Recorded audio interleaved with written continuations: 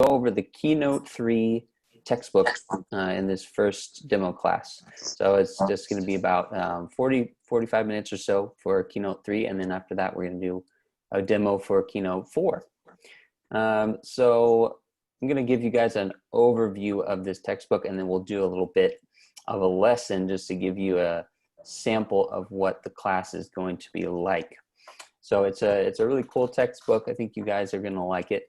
There are a lot of short video clips that we use from that KeyNote has put together from TED Talks, and those are really interesting. So we'll use those as conversation starters, and there are a lot of vocabulary exercises and little exercises that correspond with the videos, go with the videos. And so we're going to do a lot of vocabulary, speaking, reading, and then we'll do some games as well. So let's go ahead and get started here. I see a few familiar faces, so that's great. All right. So everybody can hear me okay, right? Are we doing good on that? Okay, great. Yes.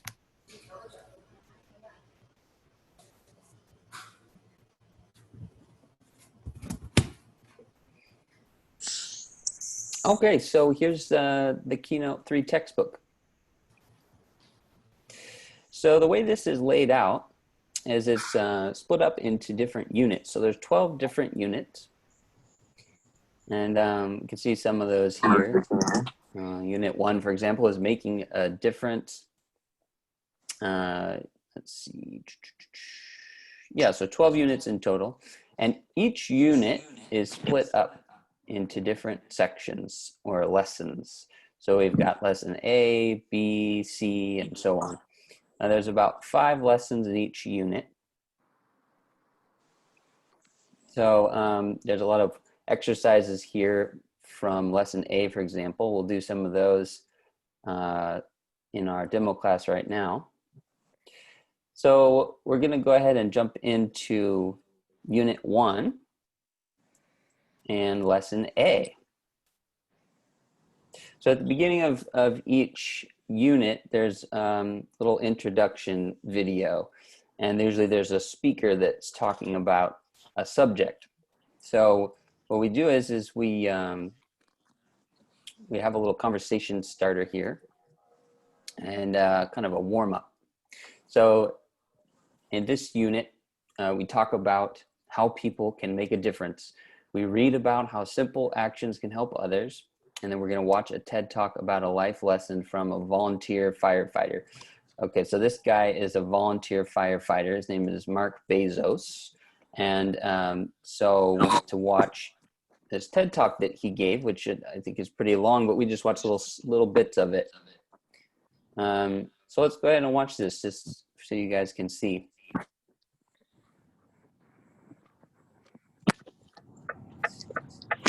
Okay, can everybody hear that? Nope. Okay, let me start this up again here and make sure. There we go.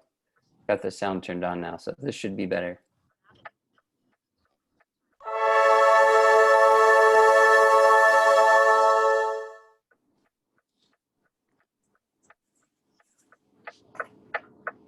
The captain waved me over. Said, Bezos, I need you to go into the house. I need you to go upstairs, past the fire, and I need you to get this woman a pair of shoes. Okay, so see, that's just a really short little video there. So what is he talking about? So he's a volunteer firefighter. So first of all, does anybody know what does he do? What do you think his job is? What is his job? What is he supposed to do? What do you think? Oh, Simon, you got your hand up. What do you think, Simon? What does a volunteer firefighter do? To help people.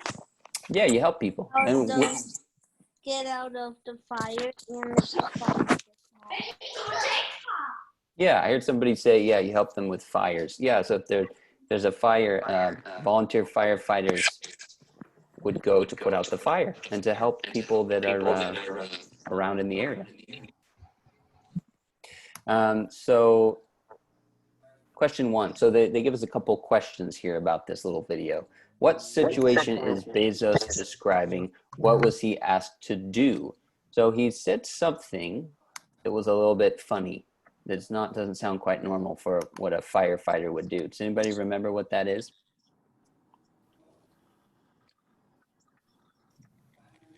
I'll play this again and see. Me over. I said, Bezos, I need you to go into the house. I need you to go upstairs, past the fire, and I need you to get this woman a pair of shoes.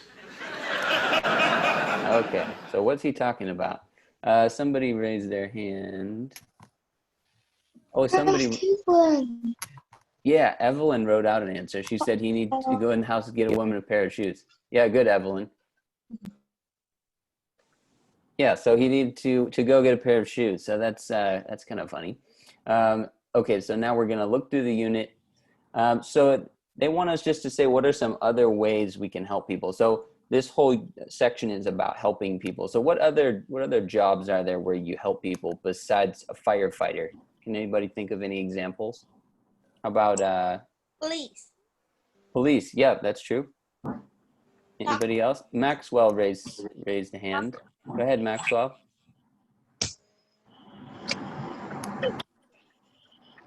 I know. Doctors help you. That's very, very true. Doctors, yep. Yeah, so we got police, doctors, anything else? Any other ideas? Simon? Veterans. Say that again, Simon? Like soldiers. Oh, yeah, people in the military, yeah. That's true. Good, yeah, so those are really good suggestions, you guys, yeah. Okay, so here we go. So that was kind of the introduction to the unit. And then what we do next is we practice some of the vocabulary. So watch, I think this is another little clip. This one's just 1 minute long. So we'll listen to what he says and then we'll practice the vocabulary that he uses. 1. Even small acts of kindness can make a difference to people's lives. 2. When friends go through difficult times, it's important to be there for them. Oh, so this is just reading the questions. So I'm pretty sure that we can just jump right into this exercise here. Okay, so let's take turns reading these. This video just sort of reads them for us, so we don't need to even listen to that. Okay, great. So who wants to read number 1? So what we need to do is we read this sentence.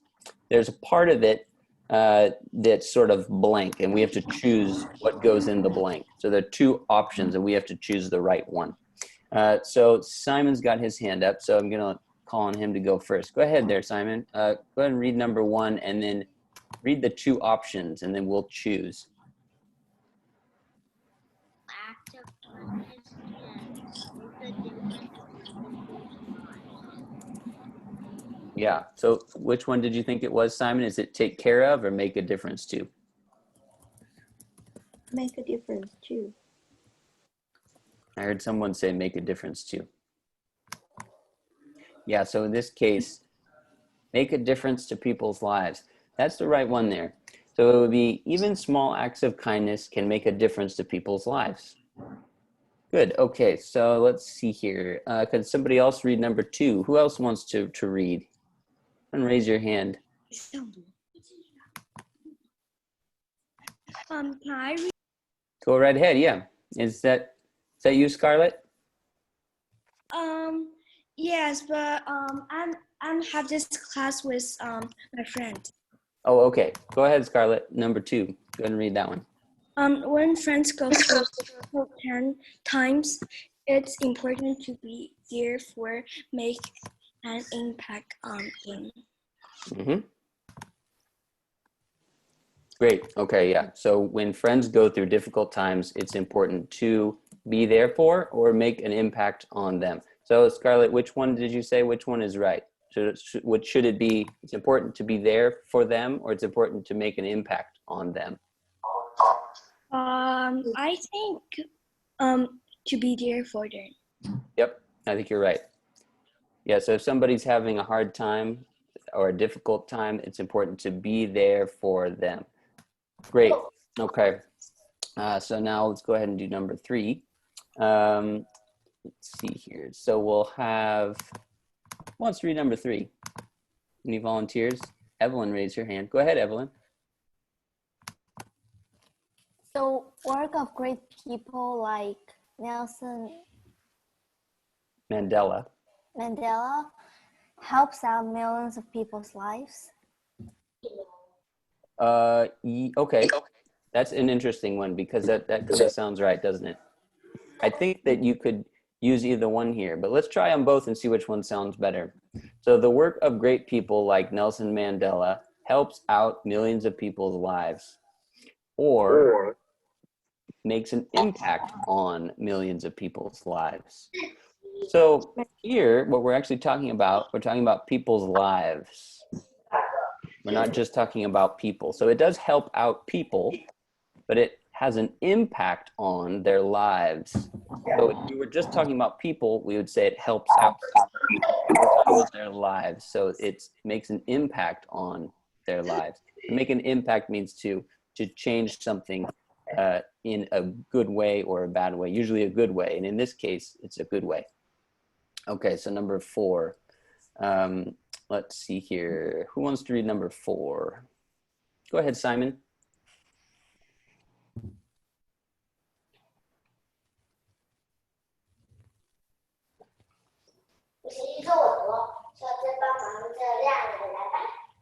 Oh, sorry, Simon, I can't hear you. Can you speak up nice and loud?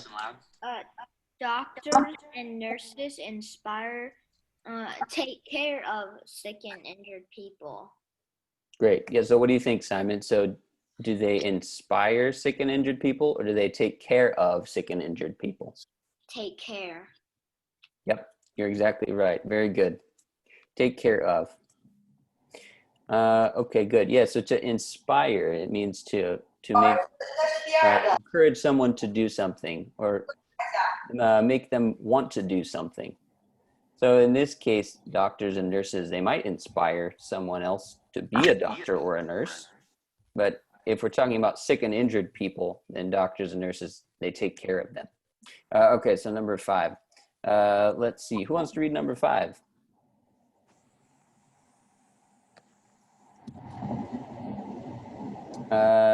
Simon has his hand up again. Yeah, Simon, you can read number 5. Scientists can positive changes in the world through their work. I think it's Inspire. Yeah, that's right. So to inspire, it's sort of to make something happen or encourage another person to make something happen. So scientists can inspire positive changes in the world through their work. That's great. Okay, anybody, let's have somebody else now. Alvin, you've got your hand up there. Go ahead, my friend. Number 6. Charities often need volunteers to help out at their events. Mm-hmm. That's good.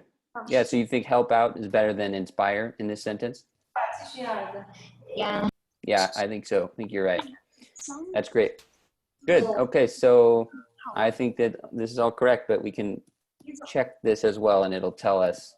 So yep, we got all those right. Very good. Okay, so the way that this lesson is laid out, there's also some questions. So we'll go ahead and answer some of these questions, and then I'll show you guys some of the other lessons just so you can see some of the different types of exercises that this textbook has. So it says, what are some jobs or professions in which people help others? And we already kind of answered that question. What do they involve? Okay, what do they involve? So earlier we talked about doctors, talked about police officers. So what do they involve? Can anybody tell me, what does it involve to be a doctor? What is your job like if you're a doctor? Let's see. To save. Yeah, Tiger. Go ahead, Tiger. To save people from diseases and stuff. Or organize them in a surgery room. Yeah. Or find the right medicine for them. do a surgery for them. That's great, Tiger. Yeah, there are a lot of different things that a doctor might do, but that's all right. Yeah, that's great. What about a police officer? What would your job be like if you're a police officer? Anybody else? Let's see. To get bad guys that people still dangerous. Yeah. Is that you, Isaac? Yeah. Okay. Good to see you, buddy. Let's see here. Good, Isaac. Yeah. So, so if you're a police officer, it's your job to keep people safe, right, and enforce the rules. Okay. So, number 2. When was? Oh, well, wait. I want to ask this question too. It says, "Would you like to do any of them?" So, does anybody want to be a doctor or a firefighter or a police officer or any of the jobs that we've been talking about? I want to be a doctor. Oh, No, not me. Not me. Yep, it's dangerous. Not me, Oh, yeah. because all of those jobs might lead to death. Some of them are dangerous. You might. Some of them are dangerous, yeah. Like right now, you face the coronavirus, and if you are a doctor, you're every day you're seeing is having coronavirus, maybe. Yeah. But it's a good thing there are people who are doctors, right? So they can take care of the people who are very sick, right? That's why being a doctor has a lot of money. Yeah. Yes, it's a really important job, right? So that's why doctors tend to make a little more money. Yeah, that's true. Angela, did you say you wanted to be a doctor? Yes. Was that you speaking? Yes. Oh, great. What kind of a doctor do you think you want to be? I haven't decided yet. Oh, well, that's okay. You don't have to decide right now. You have enough time, but that's cool that you want to be a doctor. Sounds like a really great job. It's a really important job. Mm-hmm. Because if everybody says I don't want to be a doctor because then it might lead to death, then who will be a doctor? Yes, and then even more people would die because there would be no doctors. Yeah. Yeah, that's true, Angela. That's good thinking.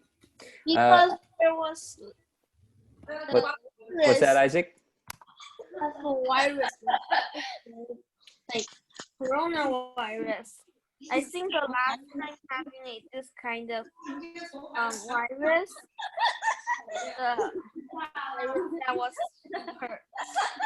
virus is like 100 years ago. It was like super long time in one time. So there was still super many people do that because it's not matter. It's like take super long time. Yes. Yeah, that's true. That's true. Okay, so let's see here. Let's move on. So so later on, we can see here, there are some other little short videos that we watch. So we won't do that right now because we already did an exercise like that. Let's see. Okay, so let me show you guys something a little bit different here from the textbook. So here's another example from lesson B.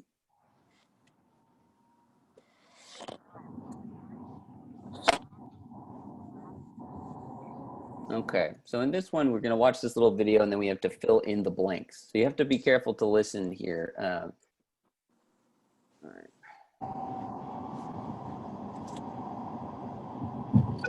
Because there's 3 sentences and we have to fill in the words. Hey, guess what happened at the grocery store earlier? What? Well, I was standing in line and there were a few people in front of me.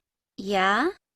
An elderly couple was at the front of the line and they seemed to have problems paying. They couldn't find their money? I think they didn't have enough money to pay the bill. So what happened? A woman standing behind the couple asked the cashier to put the amount on her bill instead. She paid for their groceries. Wow, that's really nice. Yeah. The elderly couple was pretty surprised at first and didn't want to take her money. But the woman insisted, so they accepted her help. Okay. All right, so can anybody tell me what was the main idea? What happened in that little story? Anybody remember? Simon's got his hand up. What do you think, Simon? What's like just a little summary of what happened? When old man is don't have enough money, but this the woman just gave the money. Yeah. So there was so we would say an elderly couple. What does elderly mean, Simon? Like old. Yeah, right. So there were two people. So a couple is two people. So an elderly couple. And then someone paid for their groceries. Yeah. So that sounds really nice. That's good. Okay, so what we need to do now is we got to fill in the blanks. Okay, so Isaac, you want to try number 1? No, I want to try number 3. Number 3? Do you remember that one? Yeah. Okay. Second blank. Okay. And didn't want. Didn't want. Yeah. Sounds right to me. And didn't want to take her money. What about this one, Isaac? Do you remember this one? The elderly couple, something pretty surprised at first? The elderly couple was pretty surprised at first. Oh, is that you, Angela? Yes, so we would use, it's just close to was, but it's two people we're talking about here. The elderly couple. So it's like they, so we wouldn't say they was. What would we say? They were. Right, they were. That's great. Yeah, so we would say like he was or she was if it's just one person. But here we're talking about two people. So it's the elderly couple or they were. So that's right. They were pretty surprised at first and didn't want to take her money. Great, so we got number 3 taken care of. Does anybody remember any of these? And maybe we'll listen to the video again if we don't remember these.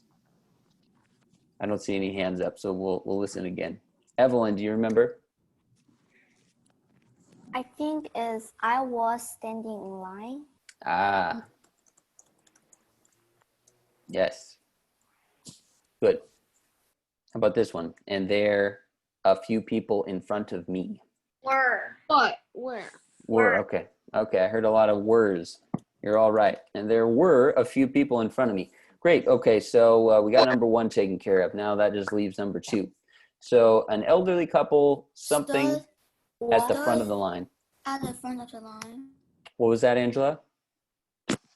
An elderly couple stood at the front of the line.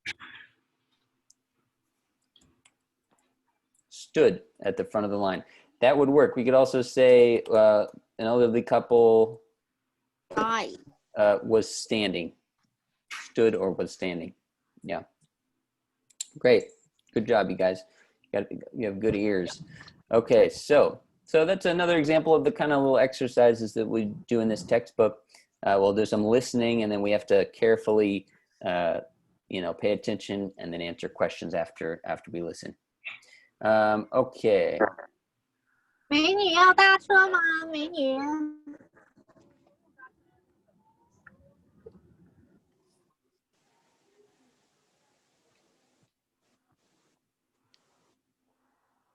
Okay, great.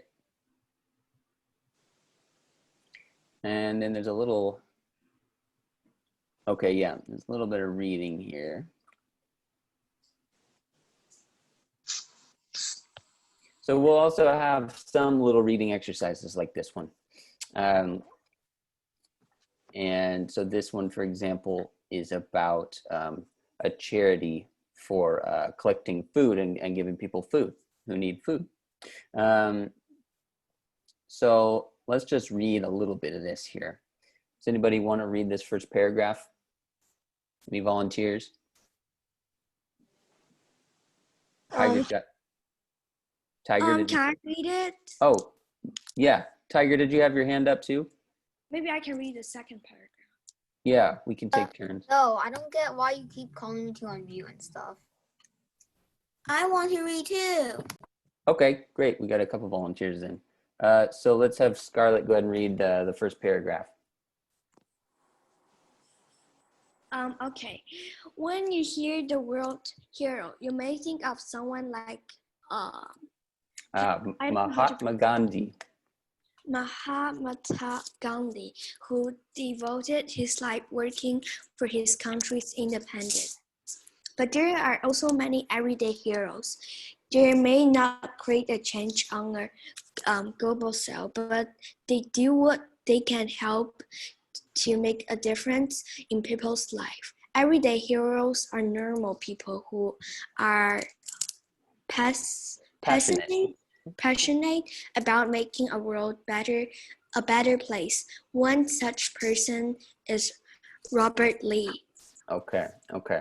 So this is about someone named Robert Lee. Okay, so let's read a little bit more about Robert Lee. Who else was going to read? We had a couple other volunteers. Simon? Yeah. Go ahead. Okay, Lee grew up in New York City as his family was not rich. He learned from a young age the importance of minimizing food wastage. And when he was in college, he was part of a student group that delivered leftover food to homeless shelters. This experience made him realize how serious the problem of food wastage actually was. Great, very good, Simon. So Simon, what do you think this means? Minimizing food wastage. What is food wastage? Decreasing littering. Littering. Oh, okay. I don't know if it means littering. What do you think? What does waste mean? Oh, okay. So like wasting food and then just throw it out. Yeah, that's good, Simon. Yeah, so food wastage is like if you go to a restaurant and you order something and you only eat like 2 bites of it and then you just throw away the rest. That would be food wastage. Okay, so this guy, Robert Lee, he came up with an idea to minimize, or like Simon said, to reduce food wastage. Okay. Can I read now? Yeah, go ahead. After graduating from New York University, Lee and a college friend created a non-profit organization called Rescuing Leftover Cuisine. Its purpose is to collect unsold food from restaurants and deliver it to homeless shelters and food kitchens. Volunteers pick up food from restaurants around the city and distribute it to those in need. Great. Okay. So, yeah, Angela, what does this mean here? So, unsold food from restaurants. What can you think of any examples of what that would be? Like what kind of food would be unsold food from a restaurant? Leftover foods? Yeah, maybe leftovers. Although, what does unsold mean? Not sold? Yeah, right. So like nobody bought it. So this isn't. Yeah, so it's not even leftovers. It's just like food that was never even sold in the first place. So it's just food that's just sitting there like in a package or in a bag, and nobody touched it or did anything to it, but it would just get thrown away because maybe it's like 1 day old or something. So there's nothing wrong with it, but it's just not going to be used. So they take this unsold food and they take it to homeless shelters where people and food kitchens where people would go who maybe are having some trouble and they can't buy food. Mm-hmm. Let's see. So Evelyn, you raised your hand. Did you want to read, Evelyn? Can I read the next paragraph? The next, yeah. Was that you, Simon? Yeah. Okay, yeah, you can read the next one. Let's see. Evelyn, you had your hand up. Can you read for us? Okay. The process is simple. Using an app developed by Lee and his team, restaurants report the amount of leftover food that they have each day, and then volunteers sign up for delivery slots. The delivery routes are usually short, so volunteers can deliver the food they've collected simply by walking from the restaurants to the shelters. Lee believes this is a very efficient method of delivery. Great. Okay. Can I be next? We're gonna have Simon go next, actually, because he was in line. Evelyn, I just wanted to ask you real quick. So Evelyn, what do you think about this? It says volunteers can deliver the food. So how do you, after you read this, how do you picture this process working? What happens with the app and everything? So they know how much food is left over at the restaurant, and then they just take it from the restaurant and take it to shelters? Yeah, yeah. Who does that? Volunteers from... what's a volunteer? So people who just do something for free? Yeah, basically, yeah. There's someone who wants to help out and they don't get paid, but they do some work. Great, great. Okay, so Simon, you were in line next to read, I think, so go ahead. And today, Lee and his team have successfully rescued over 150,000 kilograms of food, serving almost 300,000 meals to people who need them. Lee has shown how he can take small action to improve the lives of people around us. A simple idea or action may sometimes seem insignificant, but it may have an impact greater than you can imagine. But Lee says that his work isn't over. It's just the beginning.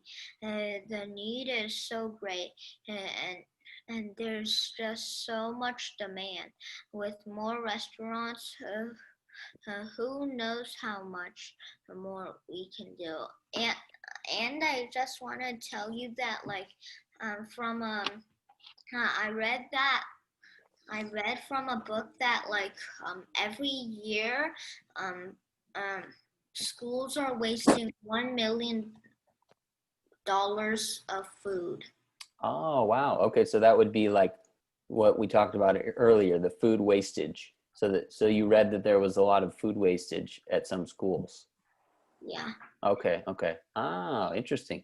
So yeah, that's sort of a problem. Like this guy, Robert Lee, he saw a problem like you saw a problem, and then he thought of a way to fix the problem, or at least make it a little bit better. Insignificant. Do you know what that means, Simon? What do you think that means? Not a lot. Yeah, you got it. Yeah, so it says a simple idea or action may sometimes seem insignificant. So like what this Robert Lee guy is doing, it might seem like it's sort of a small thing, but it has an impact on other people. So Simon, who do you think this is helping? Well, like, I don't know. So Robert Lee, he had an idea. He thought if he got some volunteers and they took food from restaurants to food kitchens where people could go to get free food if they were hungry, like people who don't have a home or people who have maybe some problems where they can't work or something like that. So who does this plan help? It helps, like, make it kind of grow fast, like kind of do it faster, because like if one person can't, then many person can. Ah, I see what you're saying. Yeah, so you're saying to have some more people involved, more volunteers, then they can help more hungry people. Yeah, teamwork makes the dream work. That's right, Simon. Okay, very good. All right, so and then they have a little word down here they want us to learn, nonprofit. I bet that you guys know what that is. It just means it's like a company or a place that is working to help people and they don't really make like extra profit. So they just make enough money to keep running, but they don't make extra money on top of that. So it's nonprofit means not working with the aim of making money. Okay.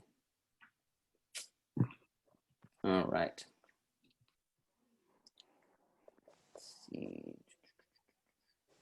Okay, so there's a couple questions on here. So somebody who didn't speak or read, I want to know if you have the answer to these. So it says, what is the main purpose of the passage? So what we just read about, it's either A, B, or C. So A is to explain how Robert Lee got the idea for his organization.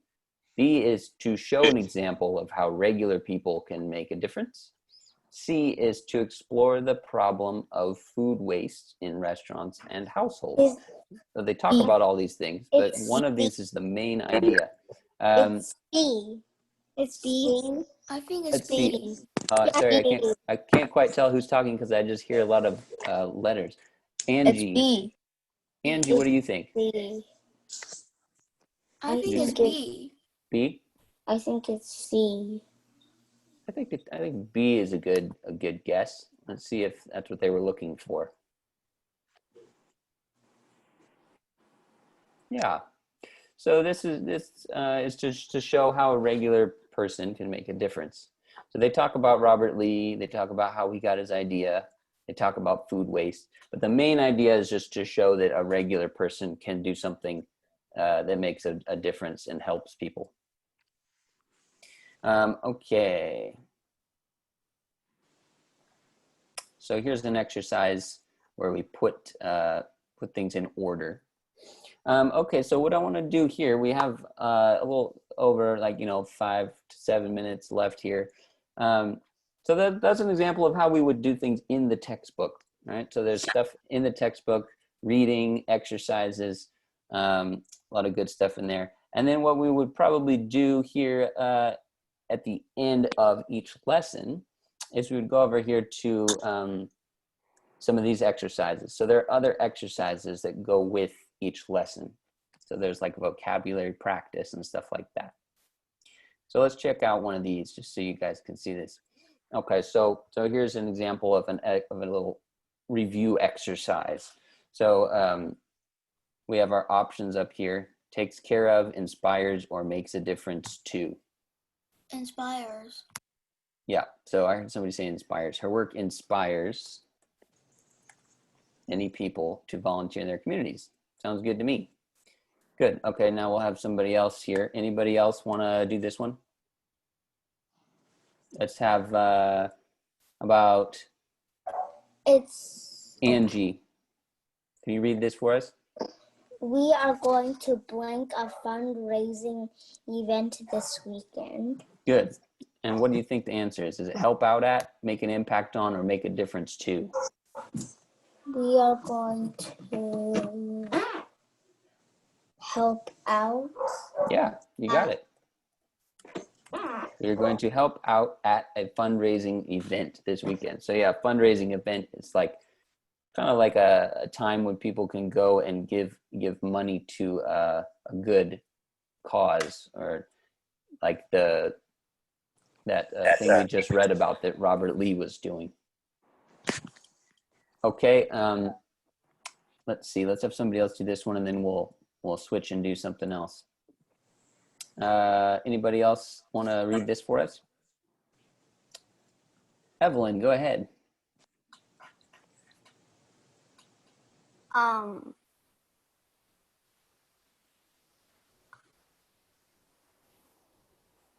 So this is Ahmed wants.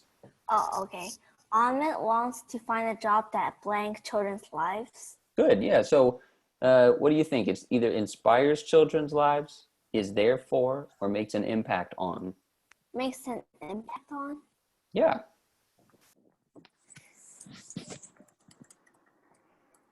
Great. Okay, makes an impact on children's lives. Good. Okay, so that's a good example there of little exercise we do like at the end of class to kind of review what we just worked on. There's a lot of like vocabulary and stuff that we would practice using there. let's see, there's also some flashcards. So, you know, we would go through these, like to be there for, what does that mean? Scarlett, what does it mean to be there for somebody? If your friend says, I'm there for you. Like he or she is waiting for me. Well, that's one meaning. What does it mean? There's another meaning though. It doesn't just mean that they're in a place for you. It also means something else. On your side? Yes, that's it. That's it. It means that they're on your side, that they're there to help you, right? So, you so guys yeah. are lagging again. So to be able to support or comfort someone, right? So that basically just means to be there to help someone. Good. Okay. Yeah. So we've got some vocabulary flashcards here. Help out at, that's a pretty easy one. Make a difference to, make an impact on. How about that one? Make an impact on. What does that mean, Simon? So it's like kind of like one can cause many. Like one tiny coronavirus can cause a lot of sick coronavirus people. Yeah, so it could mean something good or something bad. So an impact just means cause a strong effect on someone or something. So a doctor can have a really good impact on someone by helping them when they're sick. Or like you said, a virus could have a bad impact on someone or on a lot of people.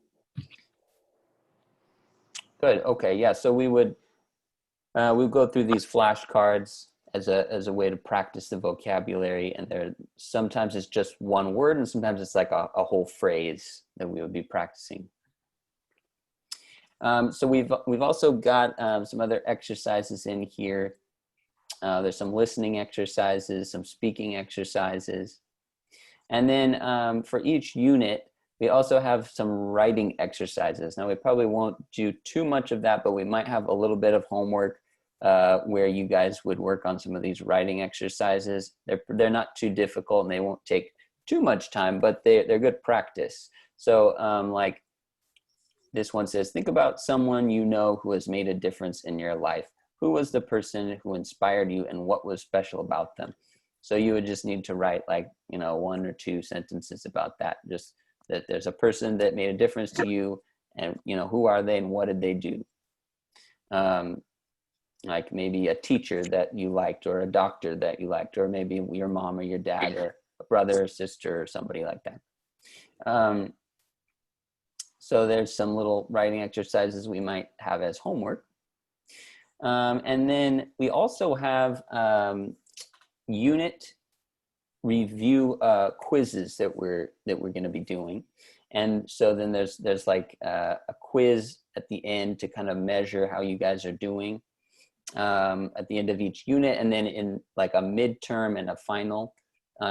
So there will be evaluations and quizzes sort of throughout the course to measure your progress, measure how you guys are learning. And so we'll have a lot of that kind of stuff for you guys to work on. And then we'll also, if we have time, either at like the beginning or the end of the lesson, we'll play some games. Like I know some of you who have been in my past classes, we do like a funny fill-in game where it's like a Mad Lib where you choose words to go into a story, and then we read the story, and it's like a funny, crazy story because we plugged in a bunch of words without knowing where they were going to fit or how they were going to sound in the story. So that's a good one to practice vocabulary. So, but mostly we'll just be using the exercises from the textbook. And let's see here. So yeah, it's been about 45 minutes on KeyNote 3. So that's gonna wrap up our demo of KeyNote 3, and we'll go ahead and move on to KeyNote 4 now and just show you guys that one a little bit. It's obviously a little more difficult. Most of the exercises are similar in the way that they look, but the vocabulary is more difficult, and the subjects are a little bit more advanced too.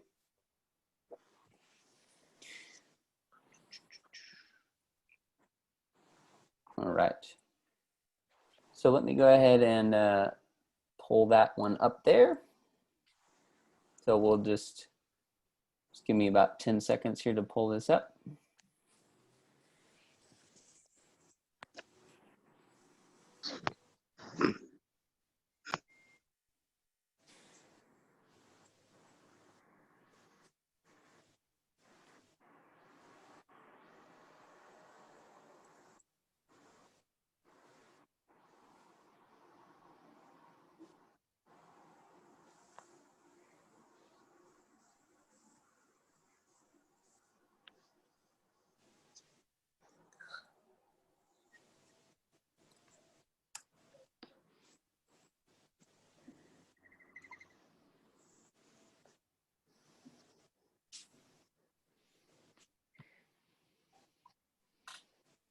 Okay.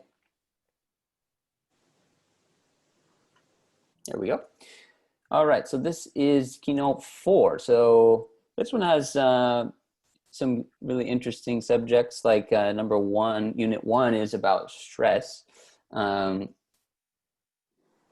we can all relate to that because we all have stress. If it's like you have a lot of homework or something due, or if when you grow up and you have a job and that causes you stress, we all feel stressed. So this one's pretty interesting. And so number 4 here, I'll show you guys this. Keynote 4 is laid out in the same way. So we've got like the different units. So unit 1 through 12. And then unit 1 includes the different lessons like A through E.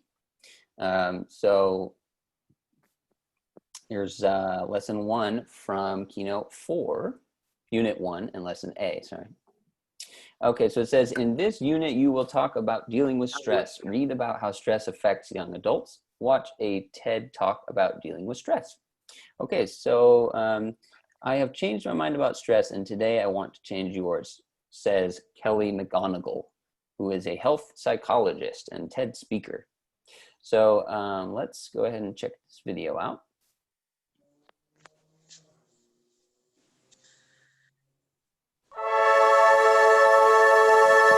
Kelly McGonigal, see what she has to say.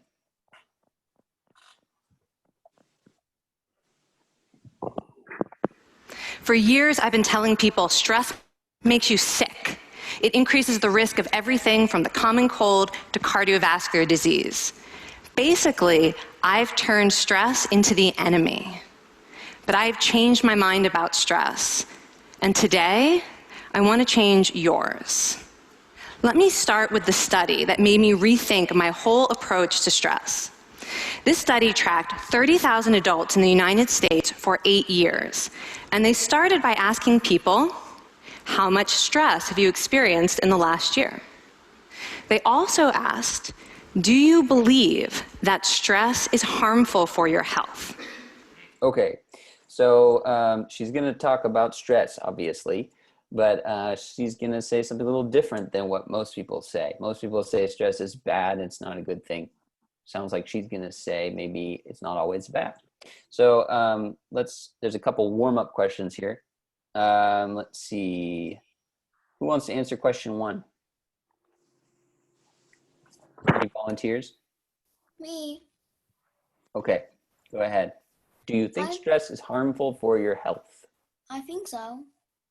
You do? Okay, why do you think that? Well, stress just makes you feel very, very, very, very bad, and you can't sleep. So then you just lose sleep, and that's bad for your health and a bunch of other things. Mm-hmm. Yeah, that's true. Yeah, there are definitely some bad things about stress, some harmful things. Yeah. Anybody else? Anybody else think stress is harmful for your health? Or is stress just great? Stress is harmful. Yeah, it seems like it's pretty harmful. Oh, sorry, I can't tell who said that. Oh, I did. Is that you, Olivia? Yeah. Are you the same Olivia that was in my other class? Yeah. Oh, okay. All right. So Olivia, why do you think stress is harmful? It's like when you stress, you keep thinking about one thing, and then it's not only like harmful for your health. It's also harmful for your other stuff. Like when you're stressing, you're like, ugh. Like for example, when you're in class, you're like just stressed, and then you can't even focus. So you're probably gonna get bad grades. Yeah, that's true. Yeah, if you're always like tense and like stressing out, then it definitely makes it more difficult to focus. It makes it more difficult to get good grades. That's true. Good point. Okay, so Kelly McGonigal is going to say something surprising. And what do you think she's going to say? It says, what do you think Kelly McGonigal will say to change your mind about stress? So any ideas? What could she say that would make you think stress was a good thing? I mean, sometimes under stress, your strength doubles, I think. Aha, that's an interesting point. Yeah, so maybe you feel stronger because you know you have to do something difficult. That's a good point. Any other ideas? What else could be good about stress?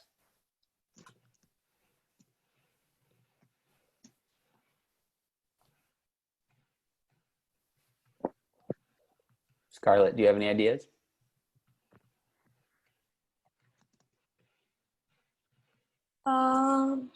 What could be good about stress? It could be good, like I don't really know, but it can like when you have stress and about the homework, and it can let you to finish the homework really quick, and you don't have to stress anymore. Yeah, that's true. So the stress could make you feel like you need to get your homework done right away so that the stress will go away. Yeah. Yeah. Okay. Yeah, those are good ideas. All right. Let's see what Kelly McGonigal says about stress.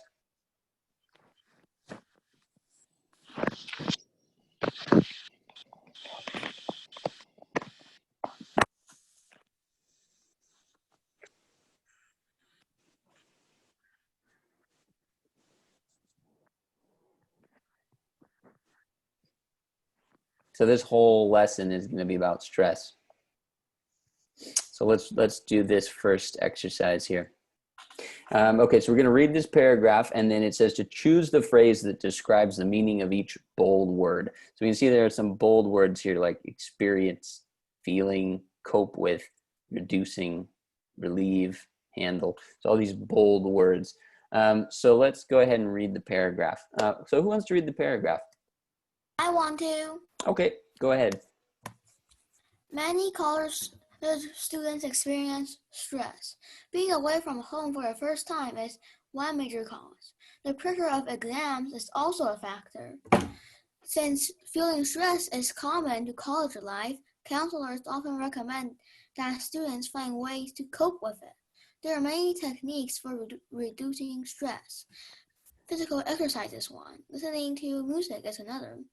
In addition, talking to people, especially friends and family back home, can be an excellent way to relieve stress.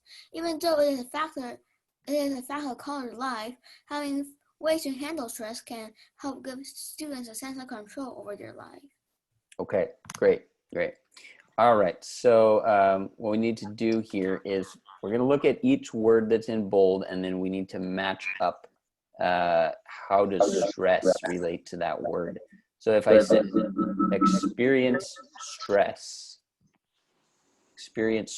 would that mean to have stress, to manage stress, or to lower stress? So to manage means to keep something under control, right? To have stress. Yeah, that's good. So to experience stress means to have stress. Okay, so what about if I said feeling stress? Does that mean to have it, to manage it, or to lower it?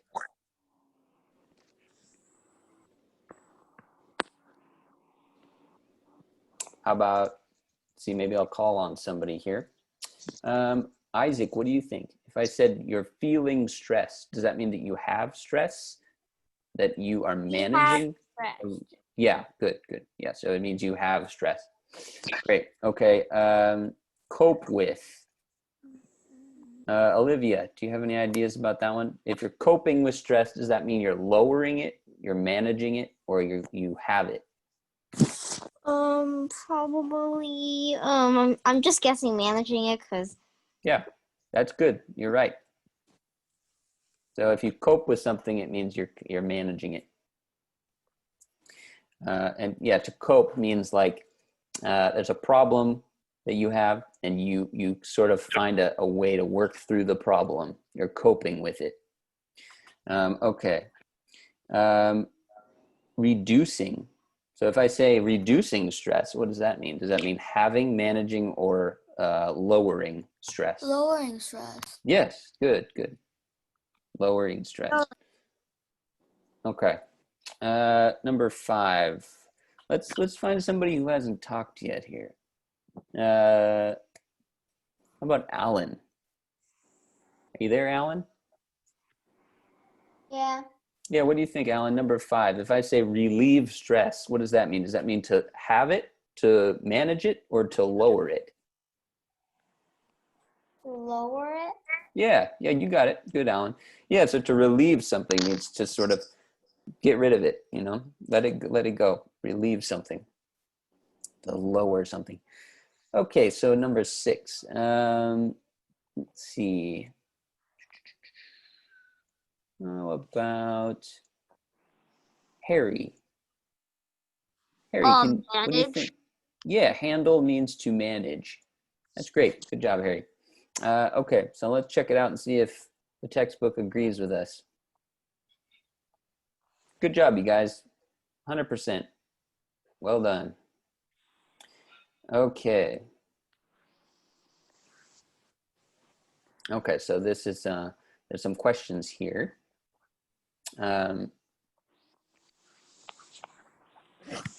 So work with a partner, discuss your answers to these questions. So we're not gonna work as partners, but we might answer these questions all together. So what are some other reasons students feel stressed? Okay, so can anybody think of a reason why a student would feel stressed? Maybe school exams and stuff. Yeah, exams. Yep. Like if you're at home taking an exam, like on the computer, or if you're in class taking an exam, that can be stressful. Yeah. So any other ideas? Any other things that would make a student stressed besides exams? A lot of homework. Yes. So if you after class you realize, oh no, now that I'm finished with class, now I just have a lot of homework. Yes. Like Scarlett said, the stress would tell you to quickly get your homework done so that you're no longer stressed. Okay, number 2. What are some other ways students can cope with stress? Okay, so cope with, remember we talked about that before. So to cope with something means to sort of work through a problem or to handle something. So what are some ways that a student can cope with stress or work through the problem of stress? Any ideas? If you're feeling stressed, what's a good idea? What are some things you could do?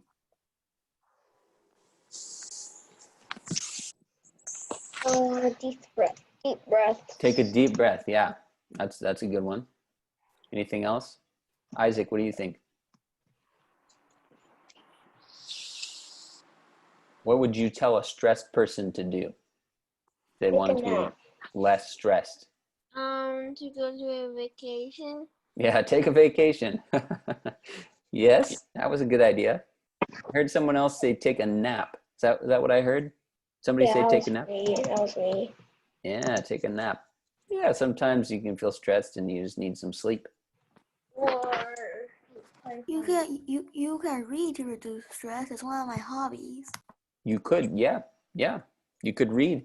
Yeah, sometimes reading like a really good story or something like that can reduce stress because it takes your mind and sort of puts it in a different place and you can think about something else for a while. Exercise. Exercise is a really good one, yeah. I think you play with the slime will make you like don't feel stressed. So what was that, Scarlett? To do what? Like when you play with slime. With what's that? What's slime? I think she's talking about slime. Oh, Yeah. slime. Oh, like silly putty? Yeah, like this. Oh, well, you're doing that right now. Yeah. Are you stressed right now? No, I just played this for fun. And you're not stressed because you have the slime and you're playing with it. Yeah. Yeah, good. Okay. All right. Those are all excellent ideas. Napping, exercise, reading, taking a vacation, playing with slime. I like it. Okay, so showing contrast. So contrast means you're showing differences between two things, two or more things. Contrast words are used to transition from one topic or point to another. Here are some words that signal contrast. So, however, nevertheless, despite this. So if I said, I love pizza. However, my favorite food is spaghetti.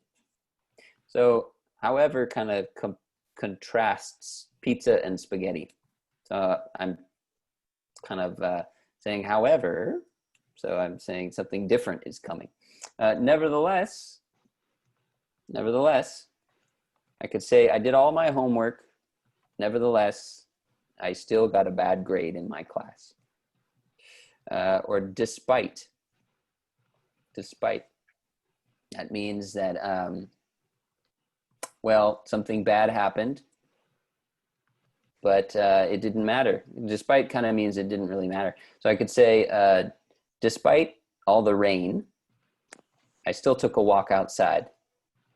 So even though it was raining, I still took a walk. Okay, so let's see if we can, I think they'll probably use some of these words in this little video here. So it says, watch psychologist Dr. Trudy Eddington talk about stress, why is it important to effectively manage stress. Okay, so let's listen to this little video here. About a minute long.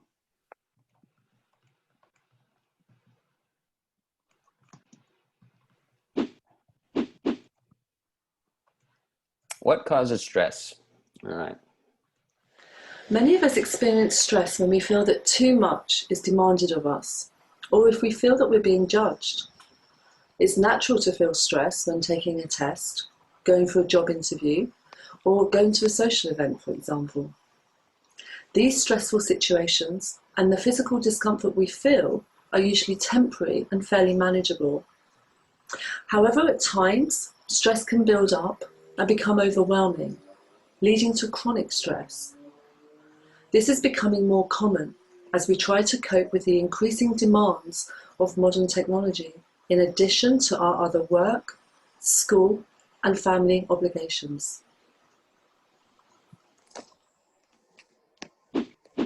Okay, so she's talking about, different things that stress us out. She talked about taking a test. She talked about jobs.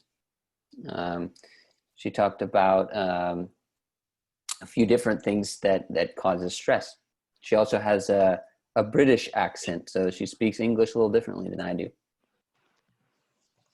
Okay, so why is it important to deal with stress? When we become stressed, the brain undergoes chemical and physical changes that affect how it functions. If left unmanaged over time, stress can lead to changes in brain structure that can cause fatigue and health problems.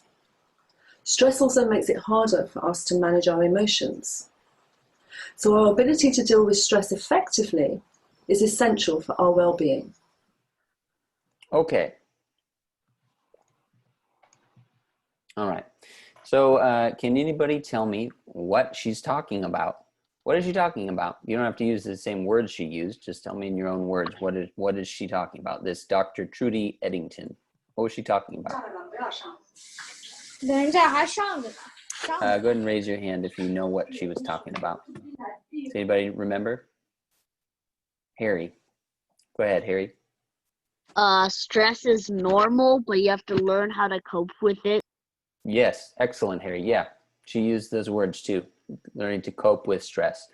Right, and she also talked about how stress can be acute, which means something that's short. Like if you get sick and it's acute, that means it kind of comes and then it leaves and it's gone. But stress can also be chronic. Chronic means it just continues on and on and on. And then it turns into a big problem if it's something that's happening every day. So she talked about the importance of dealing with stress so that it doesn't become something chronic that's happening all the time, every day. Okay.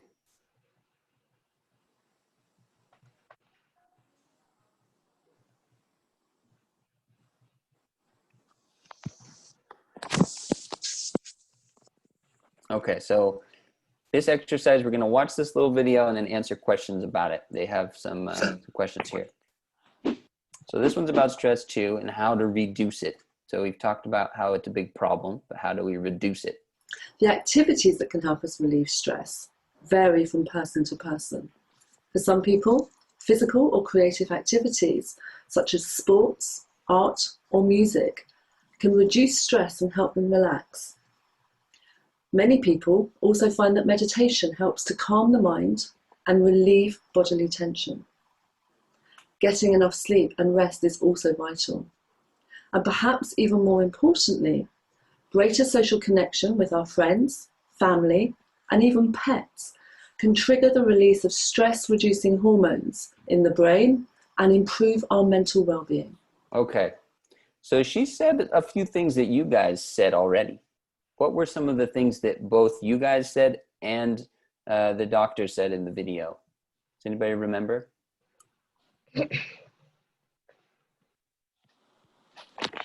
Let's see here.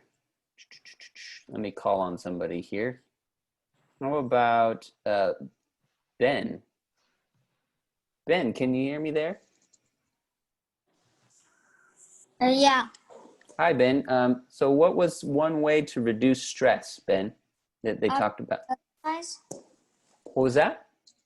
Physical exercise and creativity. Very good. Good job. Yep.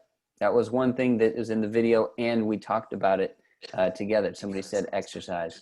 Can you think of anything else, Ben, that they talked about in the video and we talked about in class too?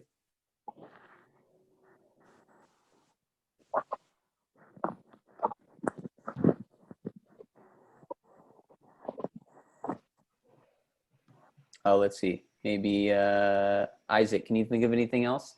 There were, I think, 3 things that they talked about in the video that we had already said. Sleeping. What's that? Sleeping. Sorry, I can't hear you, Isaac. Sleeping. Sleeping, yes. Yeah, somebody said take a nap. In the video, they said sleeping, enough rest. Good, and then she also said something about spending time with family and friends and even pets, like dogs or cats or hamsters. Okay, so according to Dr. Eddington, what activities might help us relieve stress? All right, so we already said sleeping, painting. You know, I think, what do you guys think? I think she said all of these, didn't she?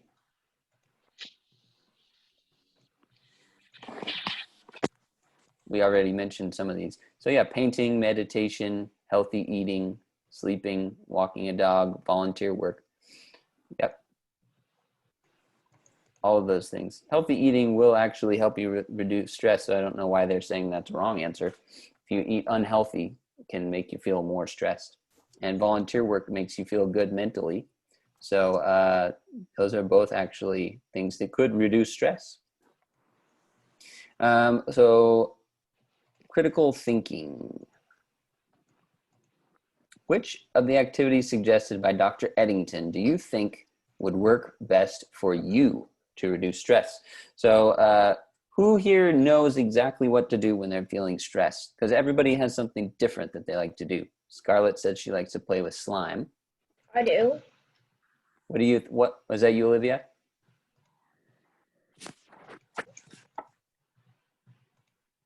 Go ahead. What helps you? Exercising.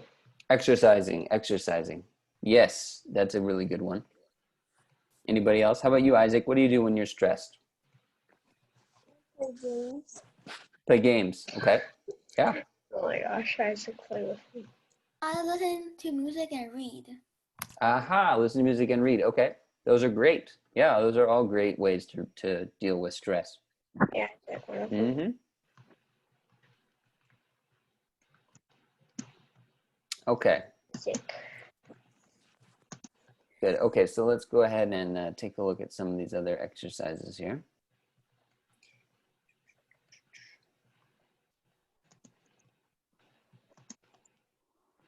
Okay, so this is talking about high and low stress jobs. So yeah, when you guys grow up and get jobs, you'll probably hear about this again, of course. So high and low stress jobs. So it's important to know about this. So there are jobs that are more stressful than others, obviously. So the most stressful jobs are military, newspaper, firefighter, taxi driver, commercial airline pilot, police officer. So these types of jobs. And then there are least stressful jobs, which would be a professor, a dietitian, seamstress or tailor, hairstylist, librarian, or a jeweler. Okay, so some jobs are more stressful than others, right? All right, let's see what they have to say about this. Music.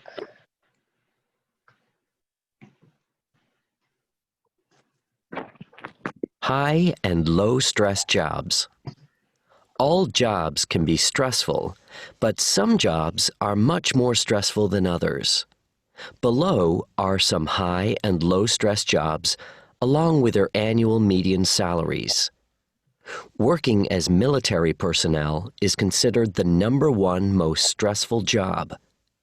Firefighter is #2, and commercial airline pilot is #3. Newspaper reporter, taxi driver, and police officer also make the top 6 most stressful occupations. At the other end of the scale, university professors are believed to have the #1 least stressful job. Okay, so they used a word in that video. The word was salary. Can anybody tell me what is salary? How much? Basically, their pay. How Yep. much takes? You got it. Yep. How much someone is paid to do a job. Okay, so the interesting thing about this, can anybody tell me which jobs pay more, the stressful jobs or the less stressful jobs? They're the same. Yeah, isn't that interesting? Some of them, some stressful jobs pay a little bit more, but they're actually close to the same. Like taxi driver, 22,440. That's pretty close to hairstylist, and that's pretty close to seamstress or tailor. And this seamstress or tailor, you actually make more money than a taxi driver. So some jobs that are really stressful, you don't even make more money than a job that's not stressful. Now this job, commercial airline pilot, they make a lot more money than any of the other ones on this list. And that is a high stress job. So sometimes high stress jobs you pay more, but not always. Not always.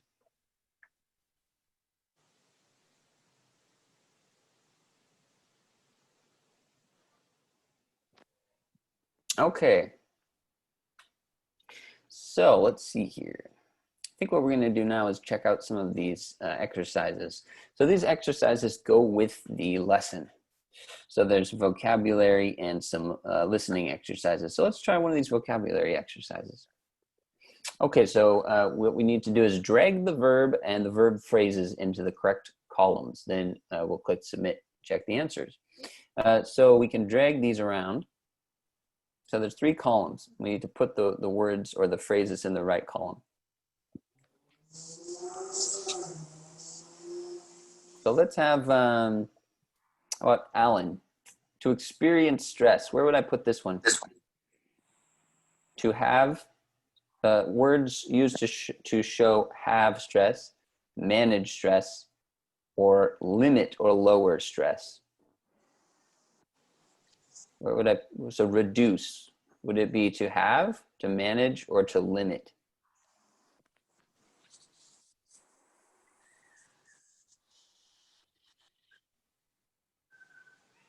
What do you think, Alan?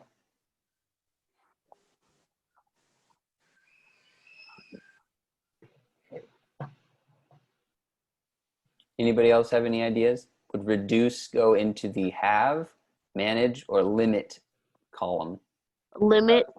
Limit. Limit, yep. So reduce something. How about handle?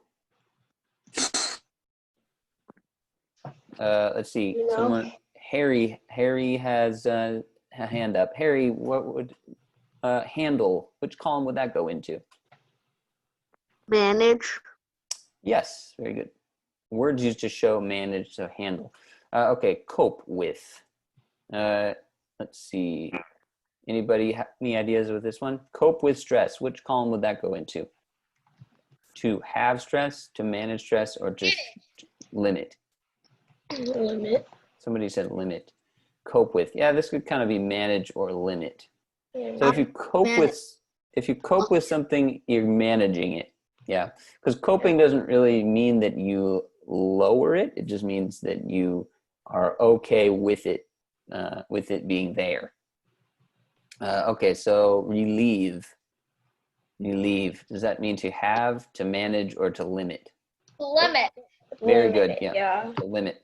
How about to feel? Does that mean to have, manage, or limit stress? Have. Good job. Okay, and experience. Have. Yep, good job. Okay, very good. All right, let's see what else they have here for us.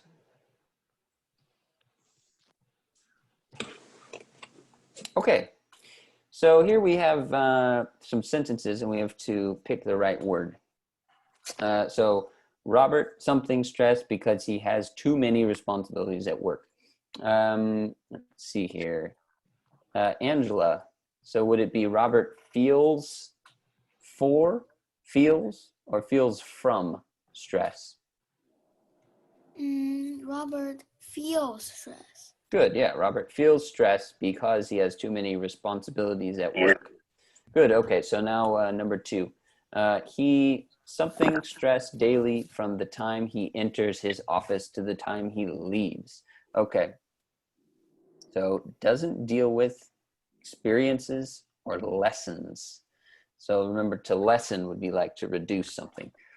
So what do we think here? What's the correct one? How about Andy? Andy, what do you think? Would it be he doesn't deal with stress daily? He experiences stress daily, or he lessens? Experiences. Good, yeah. So he experiences stress daily from the time he enters his office to the time he leaves. Oh, that sounds terrible. Okay, so number 3, Robert's family says he doesn't something with stress well. He doesn't something with stress well. Okay, so deal with stress well, handle stress well, or relieve stress well. So keep in mind the word with. So he doesn't deal with, handle with, or relieve with. Let's see. How about Olivia? Is Olivia still here? How about Evelyn?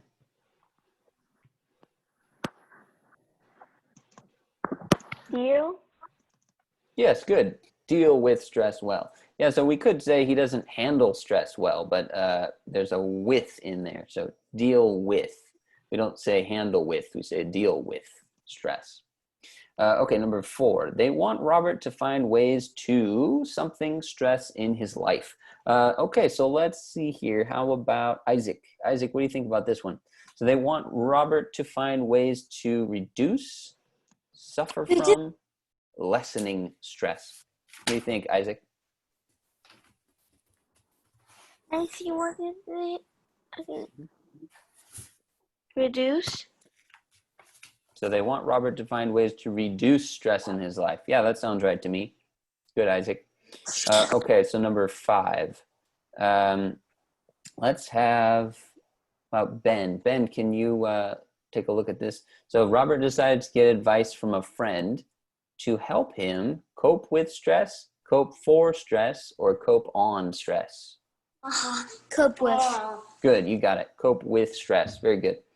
Yeah, so we say cope with. We don't say cope by or cope on or anything like that. Cope with stress. Okay, so the friend suggested that Robert something stress by exercising. We talked about that. Exercising at lunch and after work. Okay, great. So let's have...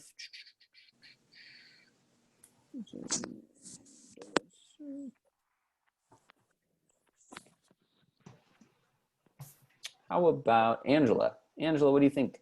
The friend suggested that Robert relieve stress, experience stress, or suffer from stress. Good, yeah. So relieve stress by exercising at lunch and after work. Great, okay. So the exercise has been a great technique for something Robert's stress. Let's see here. Alan, what do you think? Would it be the exercise has been a great technique for relieving, experiencing, or feeling Robert's stress?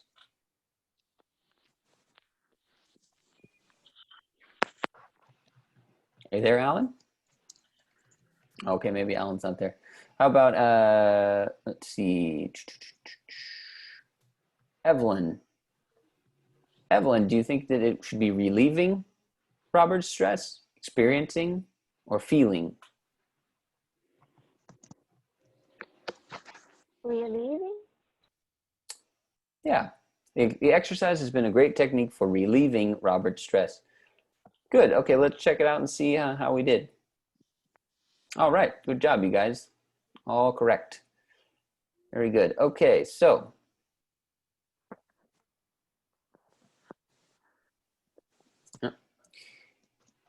there we go.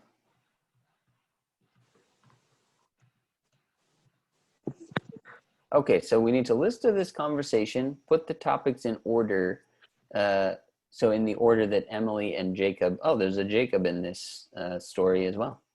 Jacob, talk about them, then click submit to check your answers. So we have to listen to this little short story. Let's see how long. I just don't think this is very long. How's your job, That's about a Jacob? minute.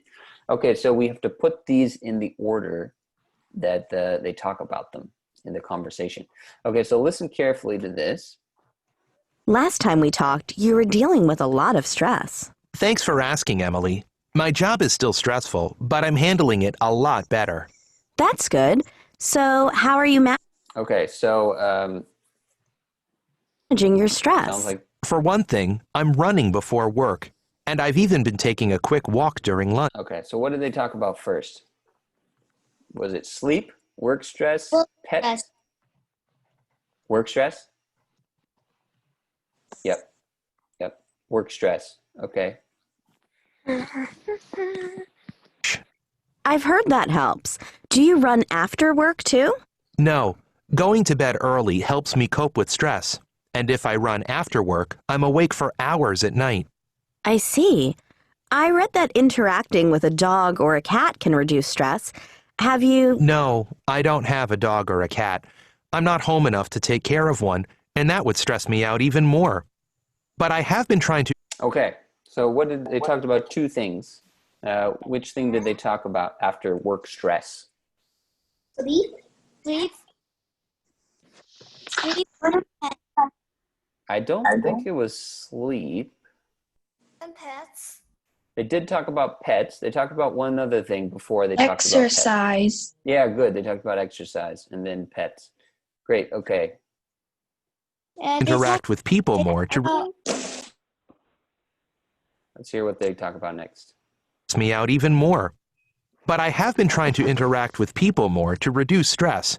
You know, go to lunch with coworkers, get together with friends on weekends, and things like that. That's good. Yeah, talking to people and not being so isolated really helps me deal with stress. And I found out a lot of people suffer from stress, so I don't feel so alone. I told you that last time we spoke. I know. I finally listened. Oh, and I'm doing something you recommended. Meditation. When I get home from work, I sit in my backyard, close my eyes, and enjoy several peaceful minutes listening to nature. That's great. Is it working? It really is. I feel the stress lessening every second. And when I open my eyes, I'm not even thinking about my deadlines or my boss, and all my tension is gone. Well, that's great, Jacob. Okay. All right. So what did they talk about after pets? Anybody remember? It's either sleep, meditation, or social interaction. Meditation. They did talk about meditation. Someone said, Evelyn says, I think they talked about sleep before pets. You might be right. We'll go back and check on that. Let's see. So they talked after pets. Did they talk about social interaction? So it's spending time with other people, or did they talk about meditation? Social interaction. Yeah. So they talked about social interaction. What was the last thing they talked about? Meditation. Right. Yeah. So he said that he spends some time just sitting in his backyard where it's really quiet, and he kind of gives his brain a rest. Just sort of listens to the sounds of birds and stuff. Okay, so sleep before pets. That's what somebody thought. Let's see if that's right. Stress. For one thing, I'm running before work, and I've even been taking a quick walk during lunch. I've heard that helps. Do you run after work too?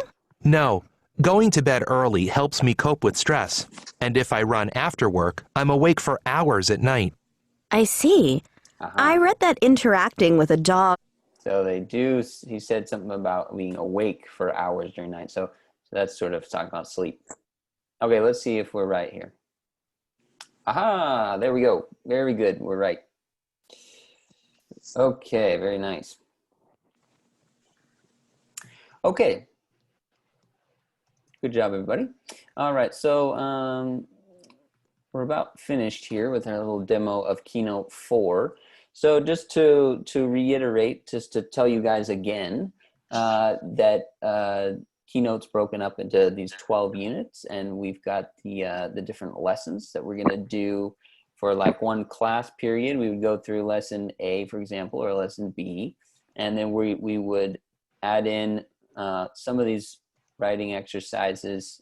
For Keynote 4, there's some writing exercises like, do you suffer from stress? So we already talked about that. So this wouldn't take you too much time to write a little bit about this. Just say, you know, you'd say, yeah, I suffer from stress when I do homework, or when I have a lot of homework or something like that. When are people often stressed? So we already talked about that a little bit too. So this would just be sort of writing down some of the ideas that we talk about in class. And then there's another writing exercise where you would actually write out like some more complete sentences. This one says, read the profiles of people who are experiencing stress, do the writing task, then submit. Click submit, send your paragraph to your instructor. So it says, imagine you're a psychologist. Choose one of these people and write a letter to that person giving you advice. So yeah, we might not do all of these, but I would go through and pick some good ones that you guys could maybe work on for homework. And then, of course, with Keynote 4, like with Keynote 3, we have some quizzes that we would do at the end of each unit. And then we have midterm quizzes and then like a final quiz as well to kind of track the progress that you guys are making. And Andy says he has stress now because of taking this class. Okay, that's funny. Okay, just for you, if I know, let's see, I was going to include a link that Jason wanted me to put up here for you guys and any parents that are listening that includes an assessment.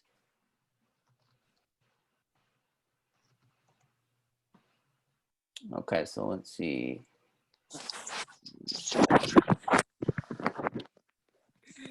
Okay, so here's a link that includes an assessment. I think it's for the Keynote textbooks. If you guys want to test out what level you would be best suited for.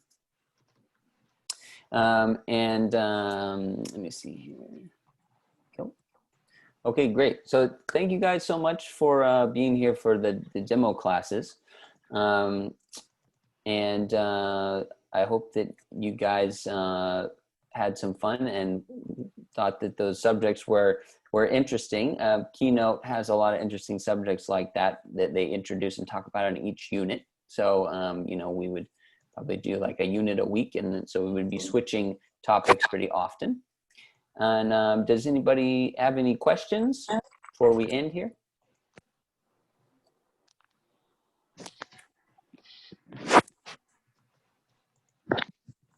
Okay, great. Yeah, thanks again, everybody. So that was Keynote 3 and 4.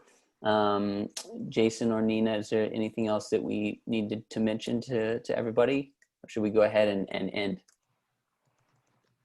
It's okay. We will stay and see if the parent have any more questions. We can explain to them. Excellent. Thank you, Jacob. Okay, thank you, everybody. Bye for now. Have a good night. Bye. Bye. 那看看如果学员或者家长有什么问题，可以告诉我们。Hey guys, I wanna play Minecraft. So do you guys feel it's the right level for you? 3 or 4? Isaac, I'm Aaron, you know, from what's it called? 家长如果有什么问题，也可以告诉我们。I'm on the server. So if you guys want to take the